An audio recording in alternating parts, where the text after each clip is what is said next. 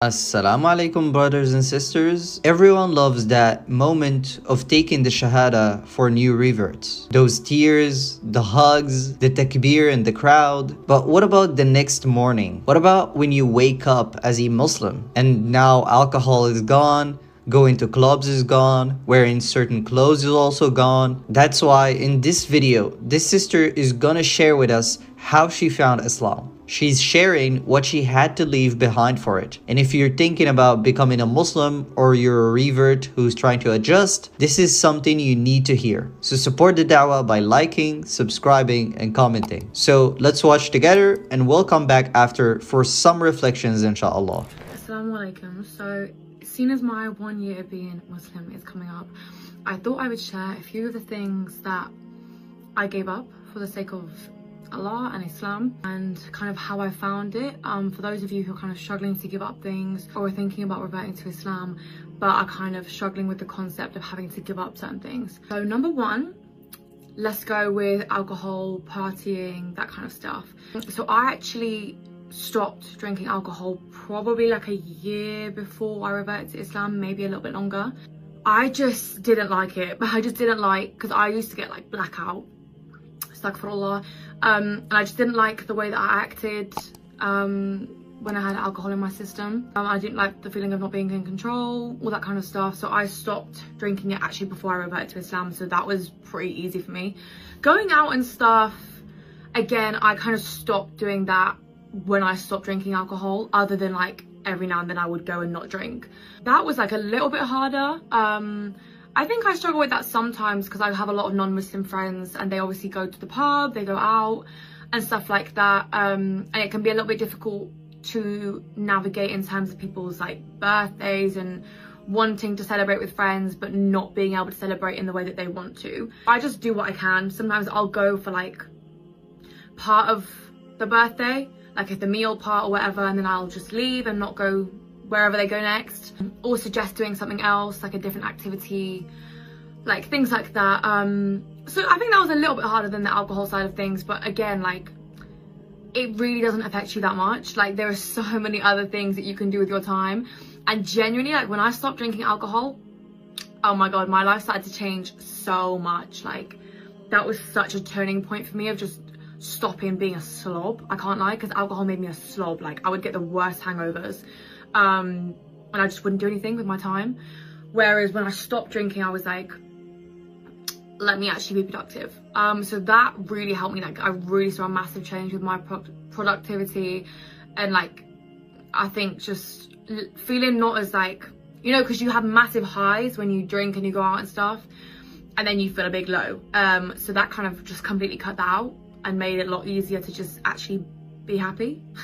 Alhamdulillah for that, to be honest with you. I get that it's hard for some people, especially when you do it more often, and like vaping and stuff like that. Luckily that wasn't something that I personally had to give up, but I know that a lot of people do, and that's quite hard for them. But I think it's a step-by-step process, bro. One, you're doing it for the sake of Allah, and two, you're doing it for the sake of yourself. Like, anything that you give up for Allah is only gonna bear you. Genuinely, like, what is alcohol, vaping, drugs, partying doing for you? Nothing, bro. Nothing but bringing you down.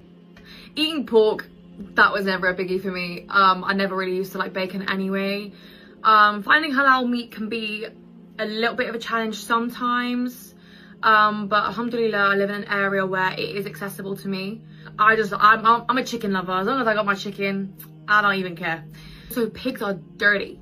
Pigs are dirty. The more people tell me about pork, I'm like, khalas, alhamdulillah that is not entering my system.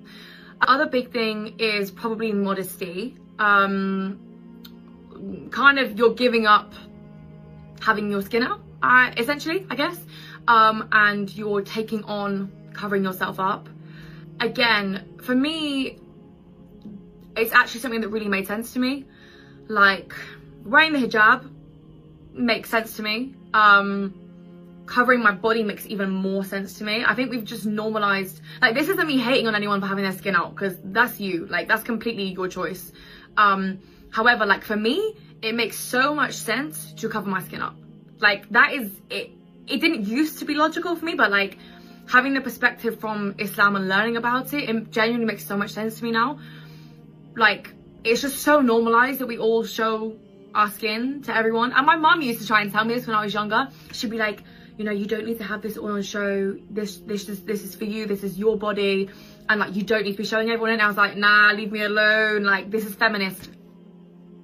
I simply prefer, and it simply makes sense to me, that my body is for me. I don't need to have all my skin out. It just doesn't need to be out. But so yeah, modesty always kind of made sense to me. Sometimes I struggle with it, you know.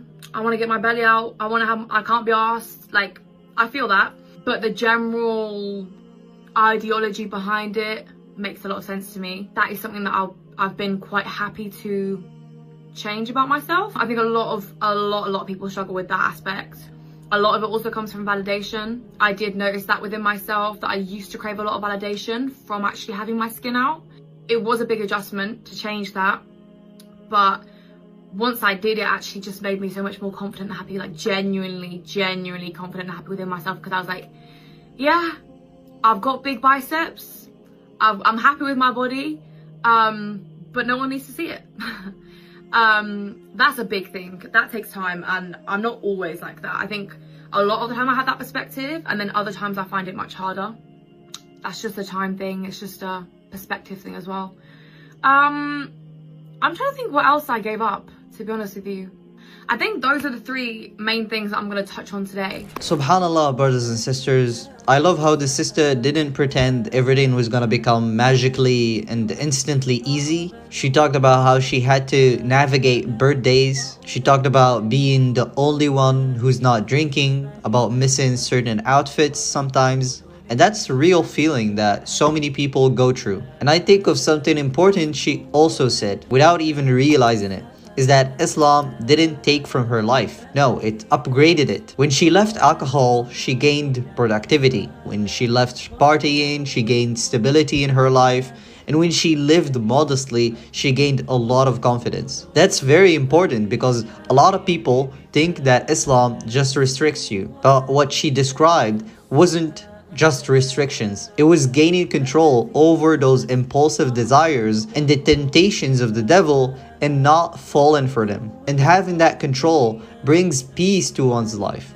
She also mentioned something important, which is validation. How much of today's culture just runs purely on validation? The likes, the attention, the approval. And when she covered up, she realized her worth did not decrease, it increased. And finally, she said that it's a process, a step by step. So if you're struggling with something, whether it's vaping, music, modesty, or anything else, remember that it takes time to grow in your faith and to stay properly on the path. And anything you leave for the sake of Allah, Allah will replace it with something even better. May Allah keep her firm, and may Allah make it easy for every new Muslim to adjust. And Alhamdulillah for Islam. Anyway, I'll leave it at that. I hope this video was helpful in any means, and if you stuck till this moment, means you are interested in more of this content. Then make sure to subscribe and support the Dawah effort, as more of these amazing stories are coming up. So I'll leave it at that. Assalamu alaikum.